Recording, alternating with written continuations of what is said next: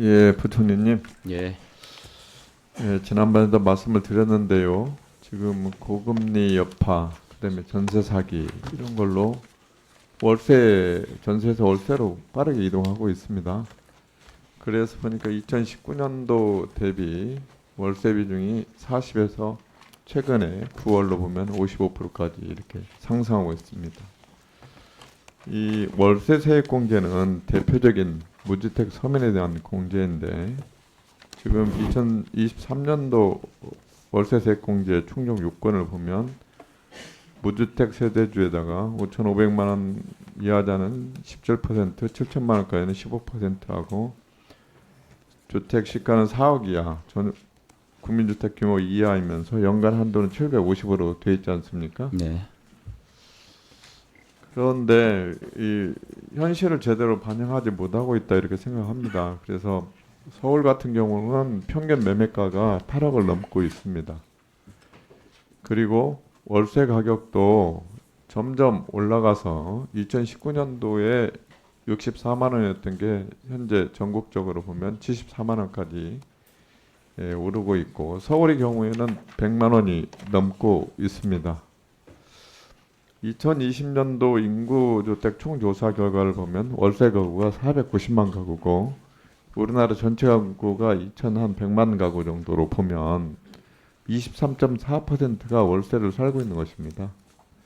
그리고 이 중에서 월세 세액 공제 받는 사람은 58만이어서 전체 월세 가구의 11.8% 수준에 불과합니다. 그리고 이걸 1인당 공제액으로 보면 월세 세액 공제를 보면 27만 9천 원에 그치고 있습니다. 2021년도 기준으로. 그리고 지난해 국토부에서 발표한 2021년도 주거실태 조사를 보면 월 소득 대비 월 임대료 비율, 렌트 인컴 레이쇼를 보면은 서울의 경우에는 5분의 자기 월급의 5분의 1 이상을 임차료로 내고 임대료로 내고 있습니다. 평균 가격으로 보면 한 30%, 29.7%를 자기 소득 대비 월세로 내고 있는 것입니다. 그래서 제가 부총리님께 지난 6월에 대정부 질문할 때도 그렇고 7월, 8월 기재위 전체위에서도 저소득층을 비롯한 맞춤형 주거안정 대책을 주문한 바 있습니다. 그리고 과감한 월세 세액 공제를 통해서 전세를 월세로 유도하도록 하자 이렇게 말씀드렸는데 이번 개정안에 아무 내용이 없습니다. 그리고 개정안 내용에 보면 부자 감세, 가업 승계라든지 대기업 특례 제도라든지 벤처 무기업 출자법인 세액 공제라든지 이런 건 들어가고요. 또 더더욱한 건 주택을 매입한 사람한테는 혜택을 막 줍니다. 장기주택 저당 차입금 이자 상환액이라든지 주택 청약 저축 소득 공제 한도 확대라든지 청년 우대형 주택 청약 저축의 비과세라든지 이렇게 줘요. 그럼 월세 사는 사람이 더 서민입니까? 주택을 매입하는 사람이 서민입니까? 경관님 어떻게 생각하세요? 예, 예, 양쪽 다 서민이 있으시죠. 양쪽 다보다 누가 더 형편이 안 좋다고 보시냐고 물어보잖아요. 어느 정도 형편이 되니까 주택을 구입할 거 아니겠어요, 장관님. 어려운 가운데도 주택 구입하시는 분 많죠. 예, 아이고 그렇게 답변하시면 정책을 어떻게 예, 바꾸겠어요? 저는 뭐 양쪽 다 취지는 제가 공감을 합니다. 우리 서민 주거 안정 등에 대해서. 장관님 그렇게 답변하시면 안 됩니다. 그러니까 전세 비중이 계속 올라가고 있는 거 아니에요? 지금 국가에서 보증하고 있는 전세금 대출이 늘어나고 있고 전세금 반환 보증이 늘어가고 있고 얼마나 지금 부담이 되고 있는지 아시잖아요. 이렇게 전세가 좋을 것 같으면 전부 다 전 세계 선진국들이 다 전세 제도를 도입하죠. 그래서 제가 조특법 개정안 발의했는데요.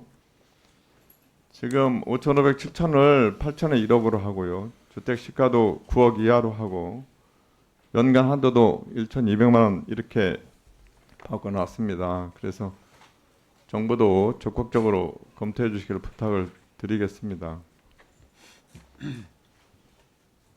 다음에 공모리츠 관련해서 말씀을 드리면 예, 공모리츠 부동산 펀드 과세 특례에 대해서 한번 말씀을 드리겠습니다. 이게 이 집합투자증권에 5천만 원 이하 투자한 사람에 대해서 이 배당 소득에 대해서 9% 분리과세하는 거 알고 계시잖아요, 조특법에. 예. 그래서 이제 2019년도부터 적용됐는데 이게 많이 늘었습니다. 리츠의 경우에도 2018년도 218개 43조에서 올해 8월 말 기준으로 354 91.5조로 늘고 있고요. 펀드도 보면 98조에서 150조로 이렇게 성장을 했습니다. 그래서 그런데 이제 리츠의 경우에 보면 상장 리츠는 한 16.9% 되고 부동산 펀드에서 공모는 한 1.7%만 공모를 택하고 있습니다. 그런데 이제 내용을 좀 성장한 건 맞는데 내용을 들어가 보면 조금 문제점이 있습니다. 그래서 KDI에서 공공투자관리센터에서 9월에 공모리츠와 부동산 펀드의 조세특례 평가 보고서를 낸 게 있습니다.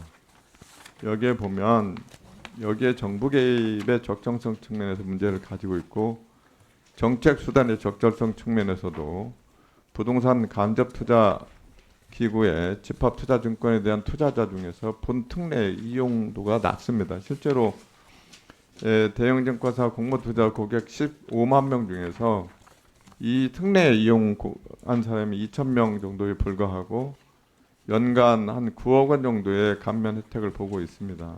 그래서 정책 수단의 적절성에 한계가 있는 걸로 보고 이 일모를 하는 게 좋겠다 이렇게 나와 있습니다. 그런데 이번에 정부 세법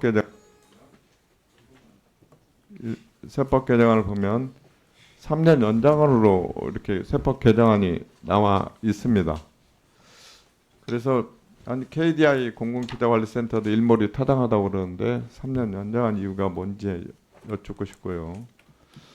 그 다음에 이제 이 제도는 이 과세 특례는 이미 여타 제도와 중복적 측면이 있습니다. 우선 공모 인프라 펀드의 분리과세 특례 조특법 27조 국토부의 규제 완화 이미 연금저축 계좌를 통해서 상장 리츠에 대한 투자를 허용하고 있고요.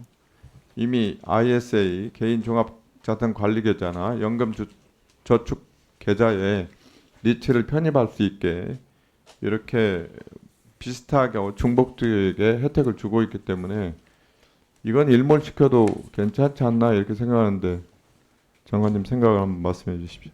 예, 이런 걱정하시는 부분 잘 알겠습니다. KDI에서도 일단 그런 여러 측면이 있기 때문에 이번에 일단 시행한 지 3년이니까 이번에 일몰을 연장하되 추후 심청 평가를 통해서 한번 더 보자고 했으니까 이번에 기왕에 이제 일몰 연장 법안이 와 있으니까 저희들이 조세 소위 심사를 할 때 저희들도 적극적으로 같이 상의하도록 하겠습니다.